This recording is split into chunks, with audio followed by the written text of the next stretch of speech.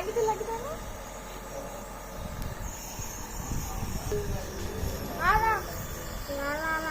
এই দেখেন আমাদের অর্পণ গ্যাস খাচ্ছে, খুব ঠান্ডা লেগেছে, বুকে সেলেসা জমে গেছে, তার জন্য গ্যাস খেতে এসছে।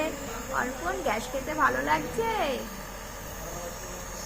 সঙ্গে আবার হাতে গাড়িও নিয়ে এসছে, বলছে আমার বাবা কিনে দিয়েছে। গতকালকে খুব কান্না করেছিল।